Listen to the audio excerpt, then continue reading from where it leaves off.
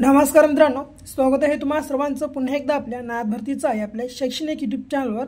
तर मित्रांनो बघा, DMER पदभरती 2025 साठी जे की बघा गणित व बुद्धिमत्ता मित्रांनो या ठिकाणी बघा प्रश्नपत्रिका मित्रांनो आपण आज कव्हर करत आहोत। बघा मित्रांनो, ही जी प्रश्नपत्रिका बघा, ही प्रश्नपत्रिका TCS पॅटर्न नुसार बघा सर्व पदांसाठी मित्रांनो बघा उपयुक्त अशी या ठिकाणी असणार आहे। म्हणून मित्रांनो काय करा, आपला हा संपूर्ण भागाचा शेवटपर्यंत अभ्यासून घ्या आणि नवीन असाल सबस्क्राइब बघा आताच करून घ्या। ओके, तर बघा प्रश्न पहिला काय म्हणतो, कशा स्वरूपाचा आहे।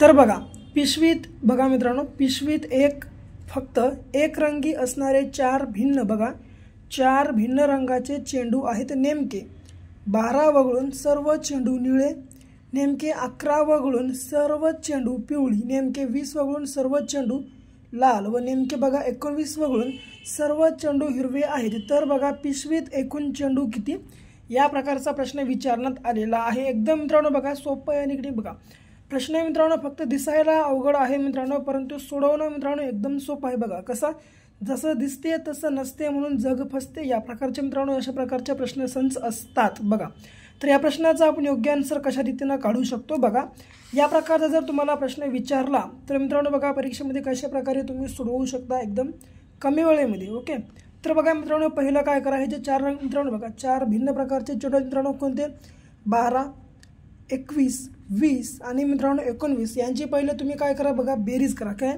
बेरीज करा, काय तर या ठिकाणी बघा आपण मित्रांनो पहिलं यांची बेरीज करू किती, हे 12 घ्या, 12 प्लस हे 21, मग 21 प्लस या ठिकाणची 20 आणि पुन्हा मित्रांनो 20च्या बाद या ठिकाणी किती 19। ओके, हे 19 घ्या। आता काय करा वरी मित्रांनो बघा एकूण किती रंगाचे मित्रांनो चेंडू येतात, 1 2 3 4 रंगाचे मित्रांनो बघा सरळ आता या 4 मधून 1 करा मायनस। ओके, या 4 मधून 1 मायनस करा। ओके, आता बरोबर आता या सर्वांची जर बेरीज केली आपण तर मित्रांनो ती बेरीज किती येते बघा, या ठिकाणी 72 येते। बघा 72 या सर्वांची बेरीज या ठिकाणी येते। ओके, आणि 4 मधून 1 गेला उरले किती 3, सरळ आता हे 3 छेदामध्ये। आता बघा 3 1 3, 3 2 6 ला 2, पुन्हा 7 मधून 6 गेले उरले किती 1, पुन्हा 3 चौक 12 म्हणजे किती बघा मित्रांनो या ठिकाणी टोटल किती बघा एकूण मित्रांनो बघा त्या पिशवीमध्ये टोटल बघा 24 चेंडू असतील बघा मित्रांनो, जे की बघा क्रमांक क बघा मित्रांनो 24 चेंडू या ठिकाणी आपल्या प्रश्नाचं योग्य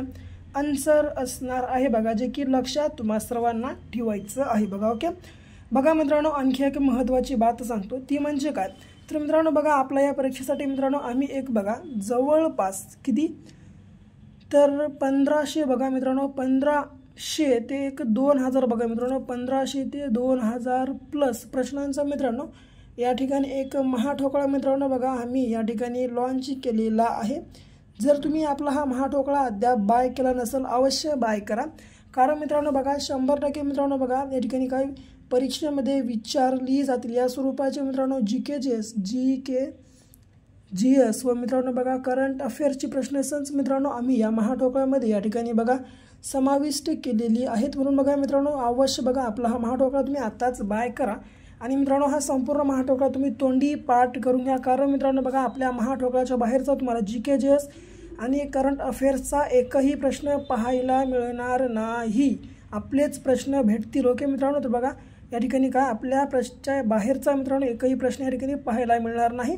आपल्या मित्रांनो बघा या ठिकाणी महाठोकळ्यातलेच बघा तुम्हाला प्रश्न या ठिकाणी परीक्षेमध्ये येतात, म्हणून बघा अवश्य आपला हा महाठोकळा बाय करा। बाय करण्यासाठी 74 14 93 93 07 बघा हा आपला या ठिकाणी क्रमांक आहे मित्रांनो। या क्रमांकावर फक्त आणि फक्त 99 रुपये पे करा। पे केलेली बघा स्क्रीनशॉट मित्रांनो तुम्ही आपल्या नंबरच्या व्हॉट्सअपवर टाकू नका, अवघ्या बघा 2 मिनिटाच्या आत मित्रांनो आम्ही हा महाठोकळा तुम्हाला तुमच्या व्हॉट्सअप ग्रुपवर अवेलेबल करून देऊ। ओके मित्रांनो बघा वेळ करू नका, लगेच आपला हा महाठोकळा बाय करून घ्या। ओके, पुढचं बघा दुसरा प्रश्न कशा स्वरूपाचा आहे।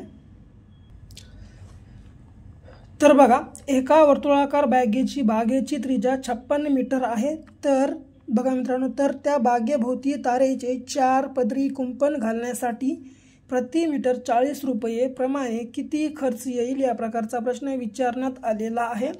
तर बघा मित्रांनो या ठिकाणी प्रश्नाचं योग्य आन्सर आपण कशा प्रकारे काढू शकतो मित्रांनो बघा या प्रकारच्या प्रश्नाचं योग्य आन्सर काढण्यासाठी पहिलं अशा मित्रांनो बघा बागेचा आपल्याला या ठिकाणी बघा परिघ काढणं महत्त्वाचं आहे। म्हणून बघा मित्रांनो पहिलं या ठिकाणी आपण बागेचा परिघ काढून घेऊ, हे बागेचा परिघ. ओके, तर मित्रांनो बघा या ठिकाणी परिघ काढण्याचं सूत्र काय, तर परिघ काढण्याचं सूत्र बघा या ठिकाणी मित्रांनो 2 पाय आर आहे. बरं, 2 हे पाय आणि आर. ओके, तर आता काय मित्रांनो हे 2 ला 2, मग याच्या गुणाकारात पायची किंमत किती 22/7, हे 22/7 घ्या.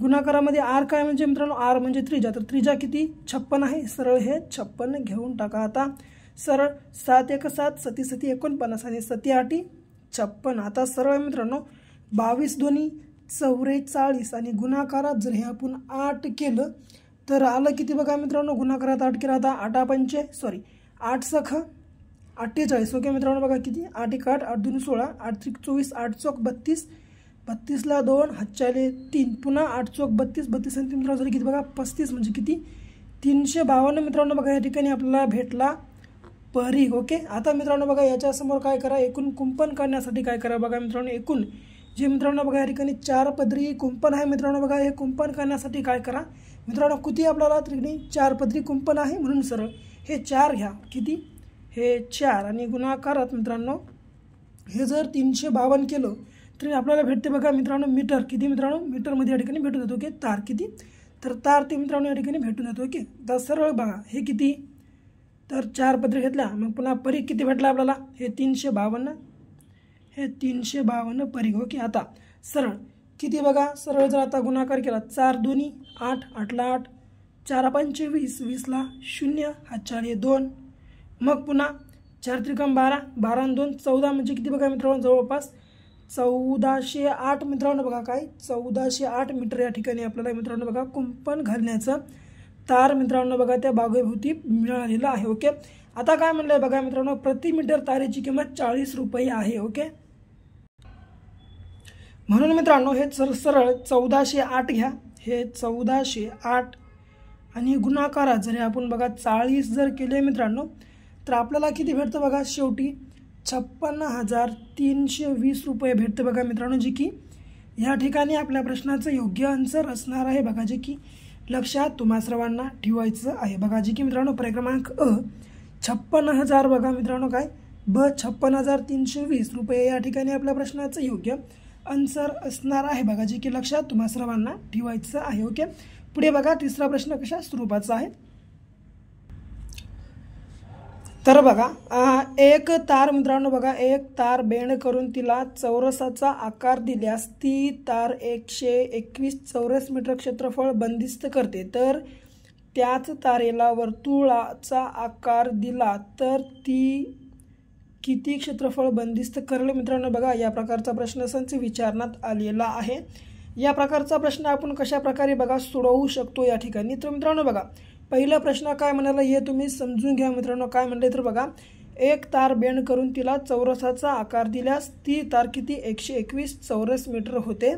मग काय मित्रांनो सरळ बंदिस्त, मग पुन्हा 100 चौरस बघा किती 121 चौरस मीटर क्षेत्रफळ बंदिस्त करते व त्याच तारेला वर्तुळाचा आकार दिला तर ती किती क्षेत्रफळ बंदिस्त करेल, या प्रकारचा प्रश्न आहे. ओके, तर बघा मित्रांनो या प्रकारचा प्रश्न काढण्यासाठी पहिलं काय करा मित्रांनो बघा या ठिकाणी आपल्याला काय करायचं, चौरसाच्या 4ही बाजू आहेत ना मित्रांनो, तर चौरसाच्या बघा पहिलं 4ही बाजू या ठिकाणी आपल्याला काढण्यासाठी मित्रांनो सरळ बघा मित्रांनो होय काय करा या ठिकाणी बघा हे जे आपल्याला काय 121 आहे मित्रांनो, याचा तुम्ही पहिलं काय करा बघा या 121चं पहिलं वर्गमूळ काढून घ्या. तर मित्रांनो बघा या 121चं वर्गमूळ बघा या ठिकाणी किती आहे, तर या ठिकाणी बघा ते आहे 11 या ठिकाणी. ओके 11.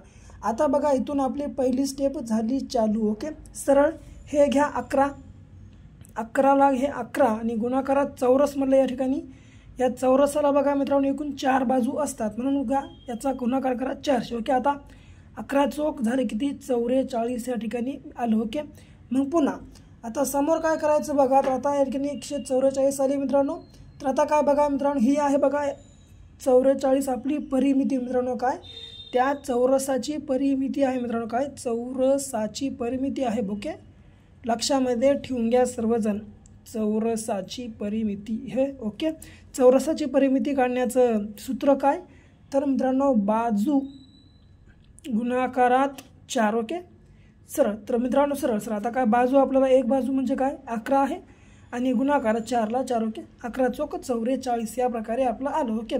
मग पुन्हा या ठिकाणी बघा आता वर्तुळाची परिमिती आपल्याला काय काढायचं आहे, या ठिकाणी वर्तुळाचं क्षेत्रफळ काढायचं आहे। तर पहिल्या वर्तुळाची या ठिकाणी परिमिती काढून पुन्हा या ठिकाणी वर्तुळाचं क्षेत्रफळ आपल्याला काढावं लागेल ओके। म्हणून पुन्हा काय करा आता या ठिकाणी आता वर्तुळाची परिमिती काढा ओके। आता सरळ बघा या ठिकाणी आपण वरी चौरसाची परिमिती आता खाली वर्तुळाची परिमिती घ्या ओके। सरळ सरळ बघा वर्तुळाची परिमिती आता असं या प्रकारे वर्तुळाची परिमिती घेऊन टाका ओके। आता वर्तुळाची परिमिती काढण्याचं सूत्र काय तर 2 पाय r आहे बरं 2 पाय r ओके। सरळ हे 2ला 2 गुणाकारात r म्हणजे 22/7 आणि पुन्हा याच्या मित्रांनो गुणाकारामध्ये r म्हणजे त्रिज्या बघा या ठिकाणी दिलेली नाही म्हणून त्रिज्याला आपण जशास तसं r घेऊन टाकू ओके। आता मित्रांनो बघा या ठिकाणी r जर घेतलं तर आता सरळ बघा या ठिकाणी पहिलं काय मित्रांनो या ठिकाणी आपण काय घेतलं वर्तुळाची परिमिती ओके ओके। तर मग मित्रांनो या ठिकाणी काय आता वर्तुळाच्या परिमितीच्या जागी आपल्याला पहिलं या ठिकाणी हे चौरसाची परिमिती या ठिकाणी आपण भरून घ्यावं लागेल ओके। हे चौरसाची परिमिती किती बघा तर हे या ठिकाणी 44 ओके। आता सरळ करा बघा याचा आडवा गुणाकार ओके 44चा या 7शी आणि याचा याच्याशी ओके। आता सरळ बघा बरोबर हे 44ला 44 घ्या गुणाकारात हे जे 7 बघा छेदामध्ये वरी आलं अंशामध्ये आणि वरी जे मित्रांनो बघा अंशामध्ये गुणाकारात होते हे 2 गुणाकारात 22 हे आले बघा भागाकारामध्ये ओके 2 गुणाकारात 22। आता 22 1 22 22 दोन्ही 44 बे 1 बे बे 1 बे म्हणजे किती मित्रांनो बघा या ठिकाणी आपल्याला r बरोबर या ठिकाणी 7 म्हणजे किती बघा या ठिकाणी आपल्याला मित्रांनो त्रिज्या 7 या ठिकाणी भेटलेली आहे ओके। आता या ठिकाणी आपल्याला शेवटी वर्तुळाचं क्षेत्रफळ काढून घ्यावे लागेल। तर बघा वर्तुळाचे मित्रांनो या ठिकाणी क्षेत्रफळ काढण्याचं सूत्र काय आहे बघा या ठिकाणी प्रत्येकाचं सूत्र या ठिकाणी आपल्याला मांडून प्रश्नाचं योग्य आन्सर काढावं लागते बरं। तर मग आता वर्तुळाचं क्षेत्रफळ काढण्याचं सूत्र काय तर पाय r वर्ग ओके। मग पायची किंमत किती 22/7 आणि r ची किंमत किती मित्रांनो या ठिकाणी 7 भेटली। सरळ 7 घ्या किंवा 49 जर घेतलं तर चालतं ओके। तुम्हाला कळण्यासाठी 49 घेतो ओके या ठिकाणी 49। आता 7 1 7 7 7 49 ओके। तर आलं किती बघा 22 गुणाकारात 7 आपल्याला भेटलं। तर आता 22 तर मित्रांनो बघा झाले किती 154। जर तुम्हाला 22चा पाडा येणार गेला सरळ 7 दोन्ही 14 14ला 4 हातच्याला 1 पुन्हा 7 दोन्ही 14 14 हाताचा 1 म्हणजे किती बघा 154 मित्रांनो चौरस सेंटीमीटर बघा मित्रांनो या ठिकाणी चौरस मीटर बघा आपल्या प्रश्नाचं योग्य आन्सर असणार आहे बघा जे की लक्षात तुम्हा सर्वांना ठेवायचं आहे बघा जे की क्रमांक ब या ठिकाणी आपल्या प्रश्नाचं योग्य आन्सर आहे बघा मित्रांनो। कशा प्रकारे आपण या ठिकाणी बघा गणित मांडलेलं आहे ओके। लक्षामध्ये असू द्या बघा मित्रांनो थोडंसं अवघड आहे परंतु जर तुम्ही जर 2-3 बार जर तुम्ही एक्सप्लेनेशन बघितलं तर तुम्हाला समजून जातं। हे सूत्र तुम्ही बघा सर्व काही या ठिकाणी पाठांतर करा हा सूत्र आणि हा एक तिसरा जर सूत्र हे जर तुम्ही बघा 3 जर सूत्र पाठ केले तर तुम्हाला बघा मित्रांनो या प्रकारच्या प्रश्नाचे योग्य आन्सर अगदी मित्रांनो बघा अगदी जवळपास 30 ते 40 सेकंदामध्ये बघा तुम्हाला काढता येतो ओके। पुढे चौथा प्रश्न बघा कशा स्वरूपाचा आहे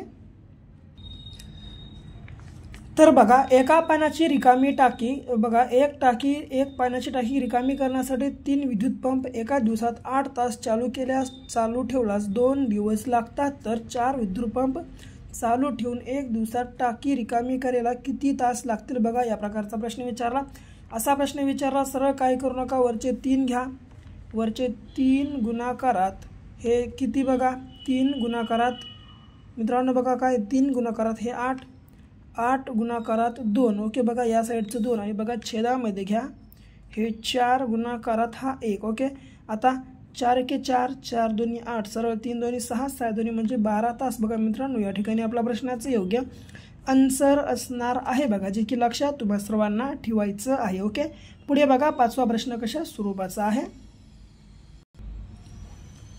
बघा काय म्हणतो प्रश्न एका संख्येतून 8 वजा करून येणाऱ्या वजाबाकीला 8 ने बघा मित्रांनो या ठिकाणी 8 ने आहे 8 ने भागल्यास भागाकार 2 येतो तर मूळ संख्येतून 4 वजा करून येणाऱ्या संख्येस 4 ने भागले तर भागाकार किती येईल या प्रकारचा प्रश्न विचारण्यात आलेला आहे।